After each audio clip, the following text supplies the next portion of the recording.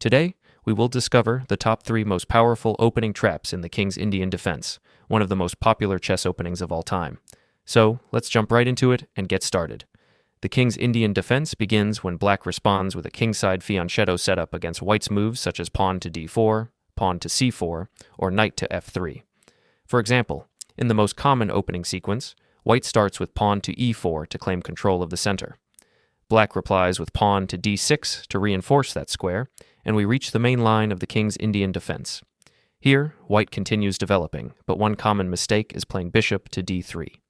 At first glance, this move looks perfectly natural, but it actually violates a key principle of the King's Indian defense. One of black's main strategic ideas is to put pressure on the pawn at d4 using the fianchettoed bishop on g7. You can increase that pressure further by developing your knight to c6. Another powerful idea is to bring your bishop to g4, targeting the knight on f3, or to break in the center with pawn to e5. As you can see, black has several dynamic ways to attack white's central pawn on d4. By placing the bishop on d3, white blocks the queen's protection of that pawn, leaving it vulnerable, making this move positionally flawed. At this stage, white often doesn't realize the danger, but will stick to our plan and continue with bishop to g4, aiming to exchange the defender of the center. This setup makes it much easier for us to target white's pawn on d4 later. Typically, white responds with pawn to h3, trying to chase away our bishop. We calmly exchange bishops and then play knight to c6, immediately increasing pressure on the d4 pawn. This is one of the simplest and most effective plans in the King's Indian defense, which is why I really like it. So, what can white do here? In most cases, they'll try to defend their center. If they decide to push the pawn forward, we'll discuss that in a moment. But one strong option for black is knight to a5, creating a fork between the queen and the bishop. However, an even better idea is to position your knight on d4, a dominant square where it can be supported later by your pawns. In most situations, white prefers to maintain their pawn chain, playing bishop to a3 to reinforce the center. We continue logically with knight to d7, opening up the diagonal for our dark squared bishop while renewing pressure on the d4 pawn. Now, if white tries to defend it once again, there's a very interesting tactical idea for black. In this particular game, where white was rated around 2,200 and black around 2,400, played in classical time control, black missed a powerful shot, knight to e5. At first, it seems like this move simply sacrifices the knight, but it's actually a brilliant fork on the queen and bishop. After pawn takes knight on a5, black plays knight to a5, repeating the same fork idea. This time, the queen must move, and after that, knight takes d3 completely wins the game. If the queen moves to f4, black can even finish the game instantly with a royal fork, attacking both the king and the queen at once. If white plays queen to g3, it's slightly better, but black is still winning. After knight to d3 check, you can capture the other pawn and continue threatening more weaknesses. For example, you can play pawn to c5, followed by queen to a 5 check, and it becomes very easy for black to convert the advantage from there. Now, let's return to the main line of the King's Indian defense. As we discussed earlier, the move bishop to d3 is actually a mistake. The correct and most common move is bishop to e2, and here we still follow the same strategic plan. We begin with bishop to g4, aiming to eliminate the knight on f3, a key defender of the center. After white castles kingside, we play a clever move, knight from f6 to d7. While this isn't the main theoretical line, I really like it for its simplicity and clarity. It allows black to continue building steady pressure on the pawn at d4. Sooner or later, white will usually play pawn to h3, trying to challenge the bishop, but we don't mind that at all. We intended to trade there eventually. Once the exchange happens, we continue with knight to c6, now attacking the pawn on d4 twice. At this point, white must react. If they defend the pawn, it's harder for us to increase pressure since their queen now protects it. That's why it was beneficial for us earlier when the queen didn't defend the d4 pawn.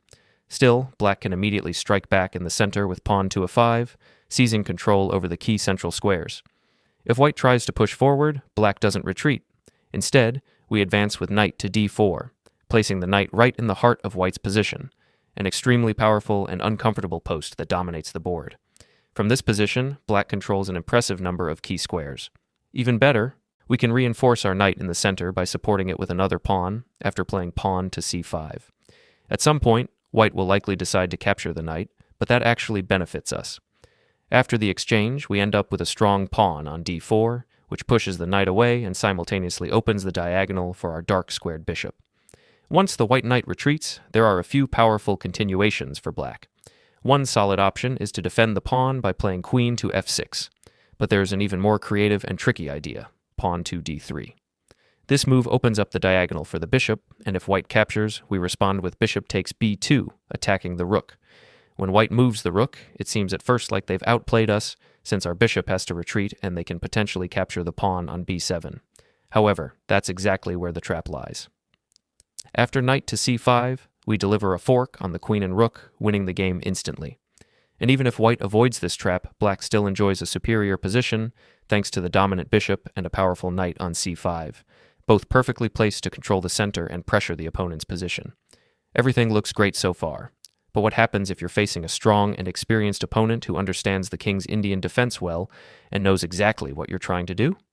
In that case, white will do everything possible to reinforce the pawn on d4. They might start with pawn to h3, preventing you from developing your bishop to g4, and then continue with bishop to e3 to strengthen the center. When you develop your knight, they'll respond with knight to f3, thinking they've fully secured control over d4. At this point, white might feel confident, believing there's no way for you to break through. But here comes your key counterstrike, pawn to a5, directly challenging the center. If white allows you to capture on d4, that's fantastic. You'll open both the diagonal for your bishop and the e-file for your rook, giving you powerful activity.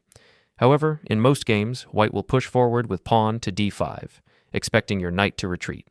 But instead of moving back, you boldly play knight to d4. At first glance, it looks like a mistake. White can simply capture on d4 and win a pawn, or so they think. But then comes the tactical explosion. Knight takes e4. You immediately exploit white's lack of development and the fact that their king is still in the center, creating massive threats along the e-file.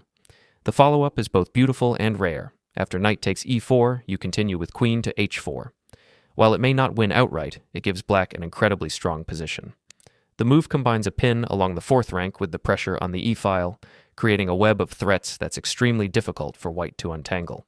If white moves away, you'll win the bishop on d4 since it's attacked twice. If white tries to trade pieces, don't rush to recapture. Instead, insert an in-between check, capturing a knight with check. The queen must then block, leading to an approximately equal endgame, though many players instinctively block with the bishop, planning to castle. That's when you strike again. Rather than taking the bishop, play queen takes g2, attacking the rook. You'll capture the rook with check, and only afterwards safely recover your bishop, leaving white's position completely shattered. If white instead captures on g7, you have another clever resource.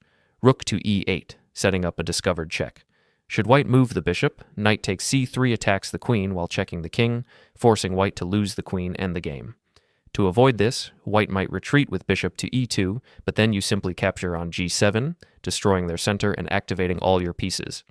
Even if white tries queen to d4, you can easily defend and trade, leaving white with a ruined pawn structure.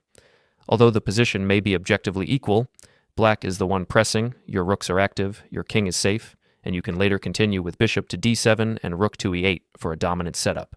Thanks for watching.